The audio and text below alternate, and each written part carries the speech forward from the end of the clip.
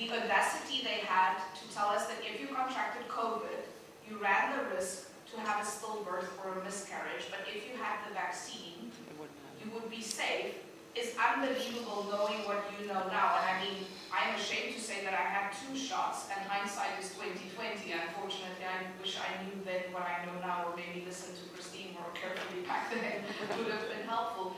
But the sad part is we would only know in about 10 to 15 years' time what will happen to our children, or what we have done to them while they were pregnant. Right. And then the audacity for them, knowing what it did to fertility, knowing what it did to babies who have the vaccine, to then say, no, it's not the vaccine that would cause it, but actually contracting COVID, that to me is astonishing.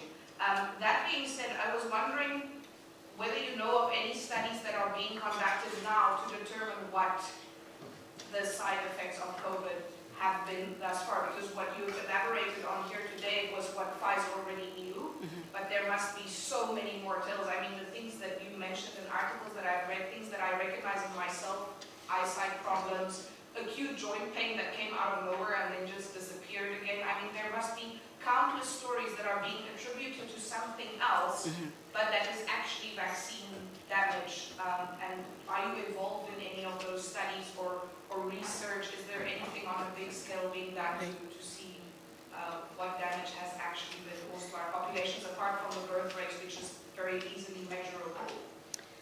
Right. So thank God you've got 2 children, is the first thing I'll say. And part of, you know, when I said there's hope, I'm so sorry.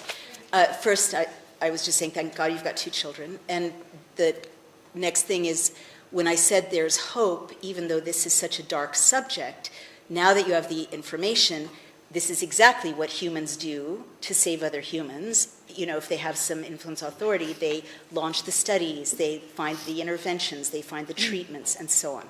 So I never ever thought in my life I would say thank God for President Trump and RFK Jr., but here I am. Because we have RFK Jr. running HHS, we are likely to start getting what he calls gold standard science. And I still think there's huge pressure on him not to look at damage from the COVID injections, but he has been, like one of our biggest drugstore chains has stopped giving the COVID injection because they don't have a recommendation from RFK Jr.'s CDC. So those are things that are good, that are happening. In terms of other studies, it's difficult because pharma funds so many universities and so many studies and scientists. But if you look in the NIH database, you will see that there are peer-reviewed studies. Our team actually published a peer-reviewed study showing some of the side effects from these injections. And so it's more and more fully documented. I definitely want to echo what you're saying. I personally know anecdotally so many people who are suffering what I know to be mRNA injection injuries, and they have no idea, and their doctors don't tell them. And I'm sure that's happening in Europe. And we have to change that so that doctors can have some idea of what they're looking at and can treat people accordingly. And the last thing I want to say, it's very vestigial, we are not funded to do studies. That's not something we have the capability to do. I'm sure you guys can influence funding. Certainly, you know, funders at HHS are influencing funding for studies now. But I do want to say 2 of the huge takeaways are inflammation and circulation. So anecdotally, what I tell my loved ones is that everything you can do to detoxify, to support your lymphatic system, and to support your circulatory system, and also to engage in an anti-inflammatory lifestyle is going to help your body deal with, I'm not going to say process and eradicate, but deal with the damage from this injection. And I know that's very primitive compared to the sophistication of this harm, but I think, you know, with more studies, real medicine can build on real treatment, real science can see what real cohorts look like. I do want to say something to this question, though. You said, how can we ever trust them again? In the United States, trust in public health has completely collapsed. And I know anecdotally vaccinated people, unvaccinated people across the political spectrum who are doing everything possible to never see a doctor or go to a hospital again, an allopathic doctor. The good news is there's a booming, integrative medicine, taking the best of allopathic medicine and other treatments that we know are not so harmful in America, and I'm sure that that's happening in Europe and all over the world, but this is a crisis, right? We need to be able to trust our doctors and our hospitals, but they have to earn our trust. Okay. Yes, please.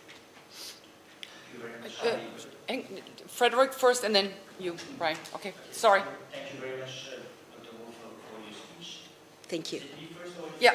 No, just you. In France, we have a Minister of Health, Mr. Rousseau.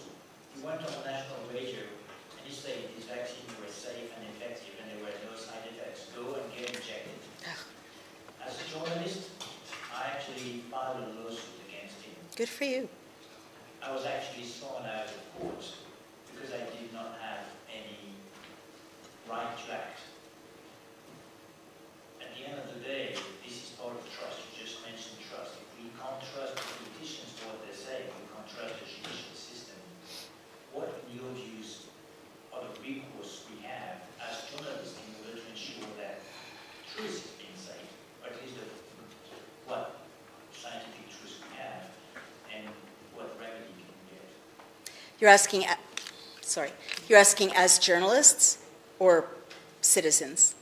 I would say I'm a citizen journalist. Right. Well, I'm not going to sugarcoat my response.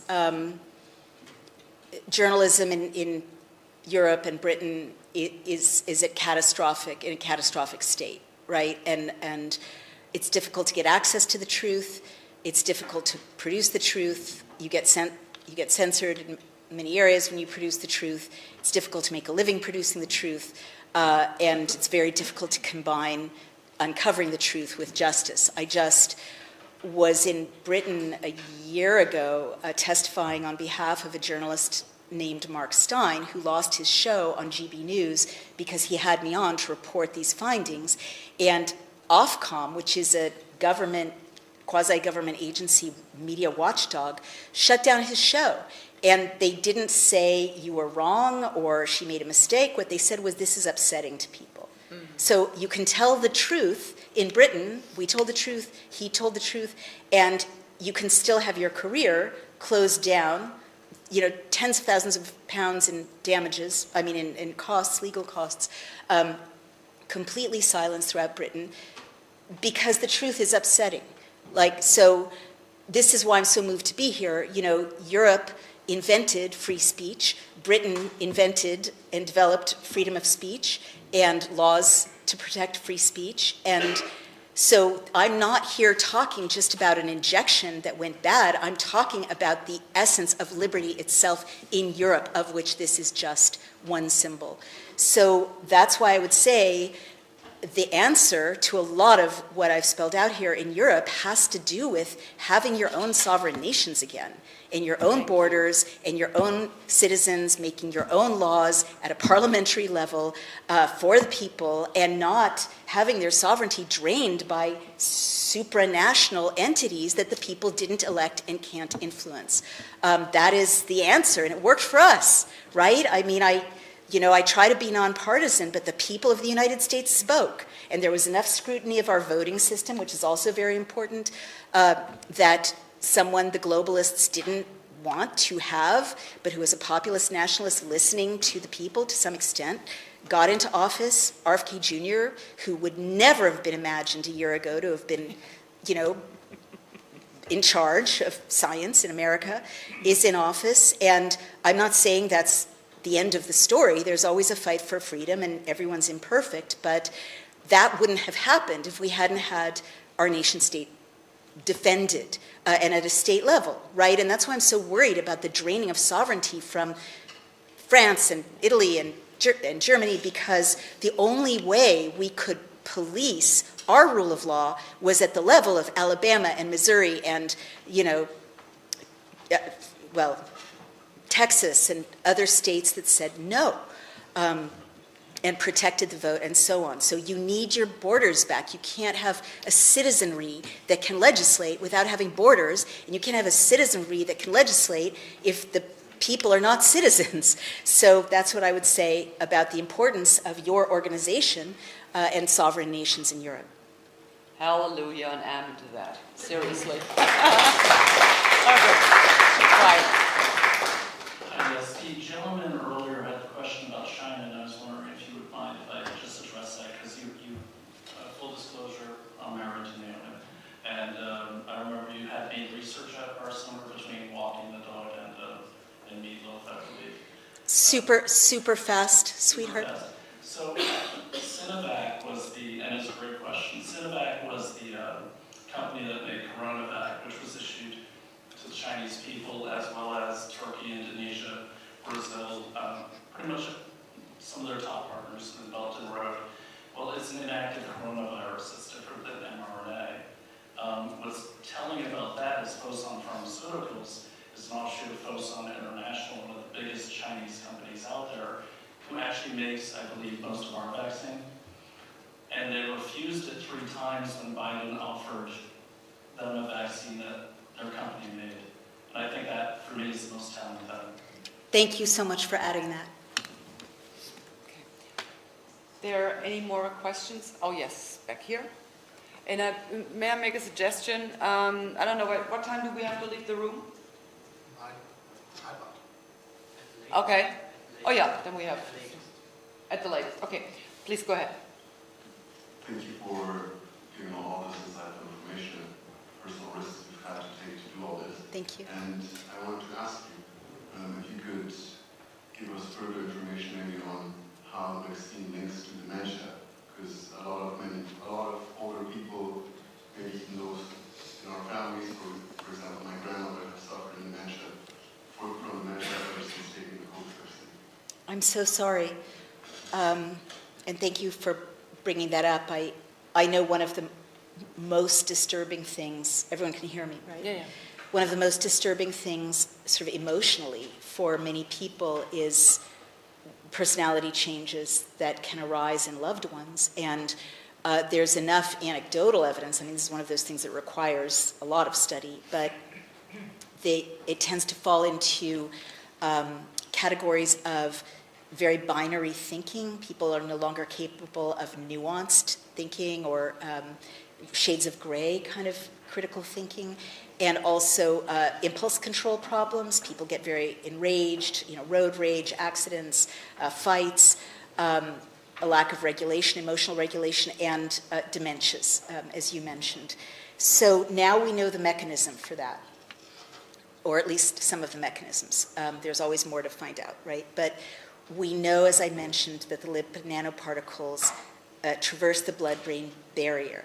And indeed, lipid nanoparticles were developed and understood to traverse the blood-brain barrier. They were initially used 10 years ago to bring medicine to people with brain tumors because those people were so far gone and had so little chance of living that the risks of the lipid nanoparticles in their system was defensible because they were going to die of a brain tumor.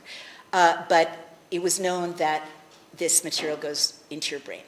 Now, what it does, in a book by Dr. Michael Nels called The Indoctrinated Brain, is a really important book. He's a German neuroscientist.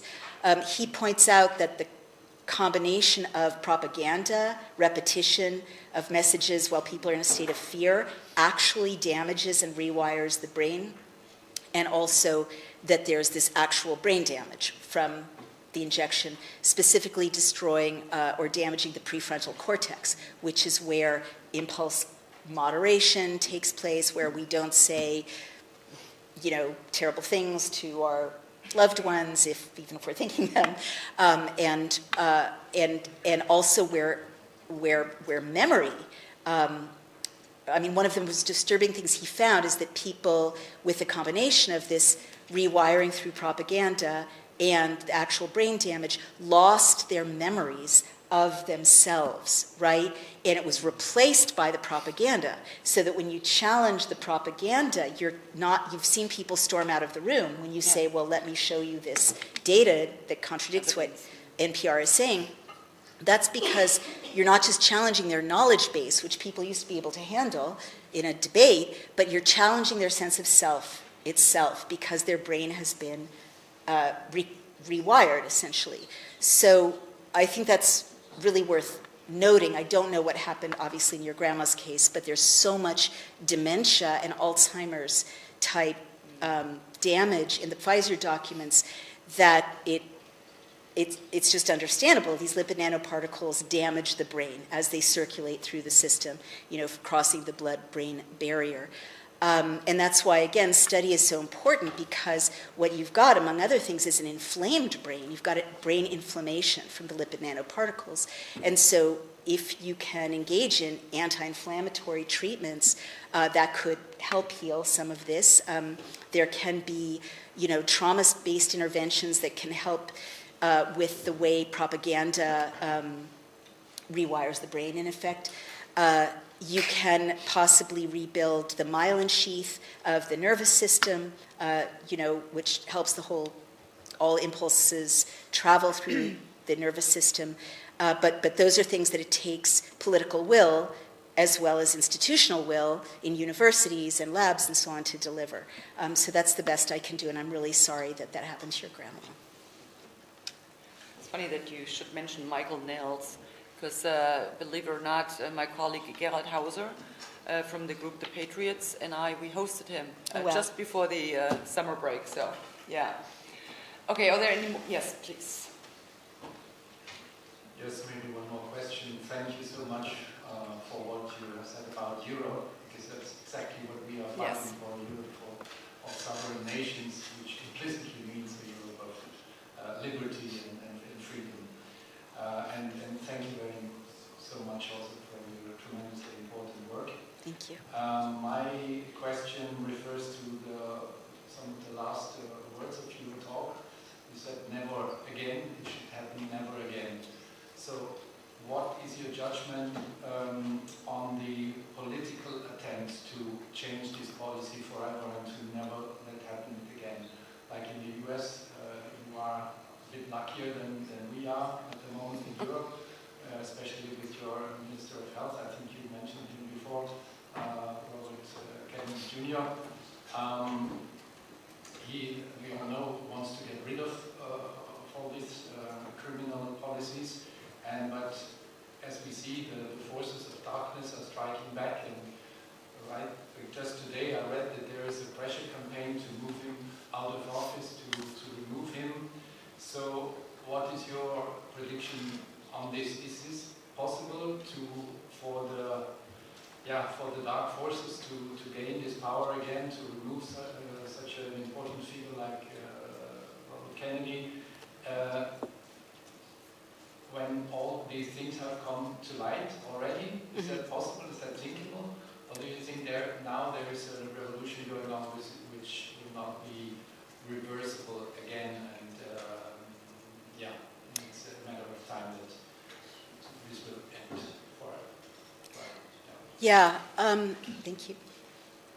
So what I would say is it depends on the American people if the forces of darkness prevail, just like it depends on the people of Europe if the forces of darkness prevail here. And what I mean is, and this definitely comes from my life as a White House spouse back in the Clinton era, and also as a political consultant to the Clinton team and to the vice president at that time, Al Gore. Even though it was some decades ago, the pressures remain the same for any administration.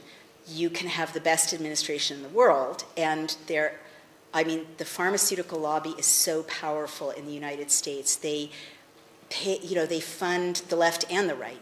They fund senators and congresspeople in the Republican Party and in the Democratic Party. Bernie Sanders, who is a Marxist, gets so much money from the pharmaceutical lobby.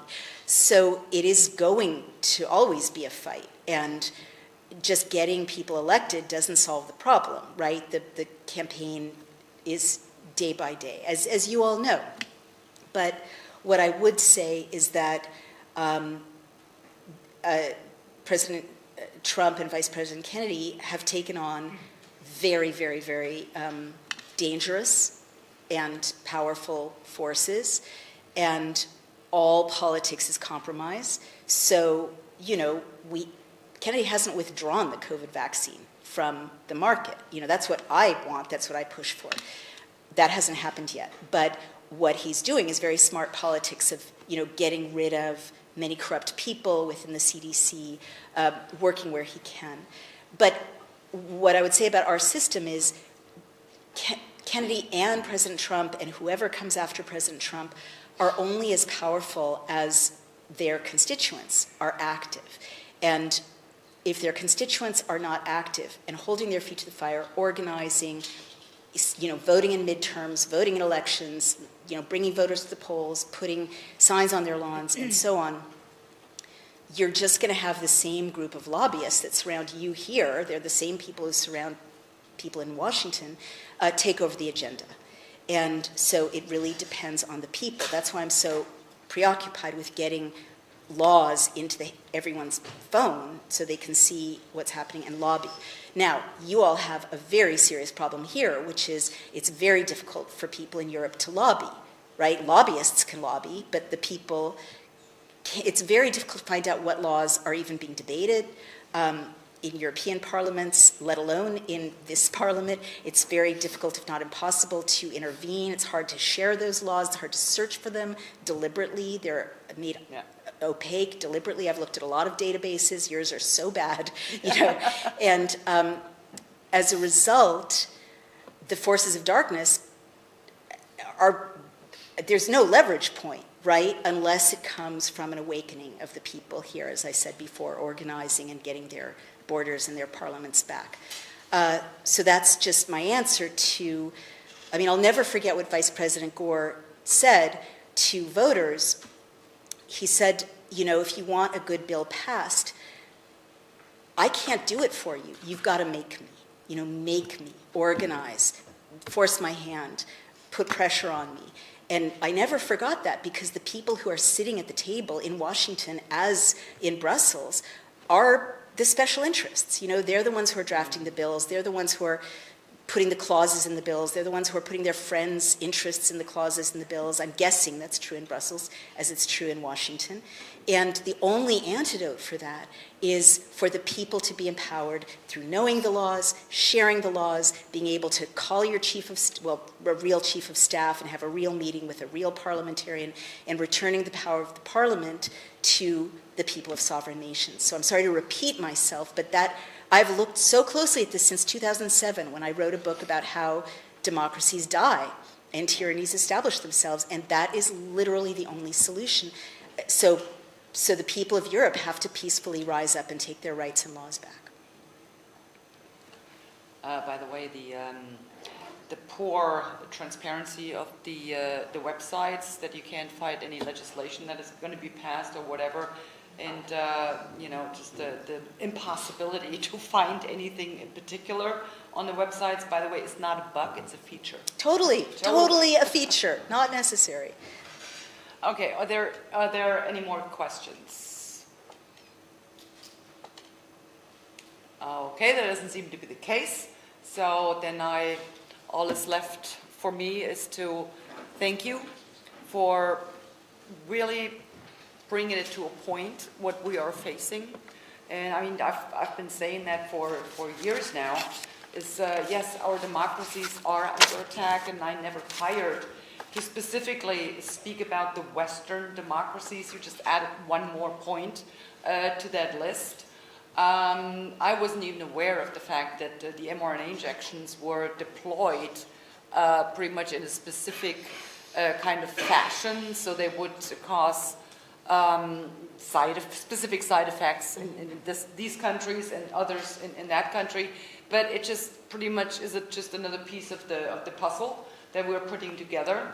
I've been talking about that this whole COVID madness, it was a test balloon they needed to get the Western democracies ready to, pretty much abolish freedom, democracy, and the rule of law, to undermine our constitutions, to turn privileges, fundamental rights into privileges that, the government can grant or withhold depending on how you behave. So we are seeing erosions of constitutional rights. We are seeing infringements, not only infringements, pretty much the abolishment of free speech. And as you mentioned, had there been free speech, they would have never been able to cause that much damage via the lockdowns and the mRNA injections. And to sum it all up, once we had the COVID committee in this house, the title of it was Lessons Learned from COVID. And in the beginning, I was like, oh, wow, they really want to look into where they went wrong and what mistakes they made. No, that's not exactly what they were trying to achieve with that. What they were trying to figure out is where did we fail to get the people to simply do what they were told. And believe me, they found out during that COVID committee. In the final report, they repeated every single lie, every single one, wow. Despite all the evidence, despite everything that was known up until that point, they ignored it completely. The people that were, trying to shed light on things, we were openly mocked, we were laughed at, we were ridiculed, and they actually continue to do that to this day. So now we're sitting in the committee, Stunt Committee, and whenever we bring up the adverse events of the mRNA injections, they openly laugh at us. And so they're determined to destroy our freedom, democracy, and the rule of law. And I can only tell the people, you need to wisen up and you need to take charge of your democracy. Because it's your democracy, by the way. They all call it our democracy, but that's not the democracy that you actually would want. So take charge of your democracies, get involved, and don't let them run all over you, and don't let them lie to you anymore. Take charge, because truth be told, you are their bosses. It's not the other way around. And some of them, or most of them, they keep forgetting that. But that's pretty much everything for me. Once again, thank you so much for coming here. It was very enlightening, it's very interesting. We have some information now. So I'm looking forward to the next Stunt Committee. They're going to have fun. And thank you so much for coming out. And I do have a little present for you. That's so we kind. Figured flowers would probably not be appropriate going back on the plane, but we got you some Belgian chocolates. That's so wonderful. Enjoy.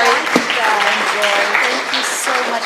Enjoy. Thank you so much. Thank you all so much. What an honor to have been with you. Thank you. What a beautiful gift. Thank you so much. Shall I get off the stage? Don't take it. Don't have to rush out.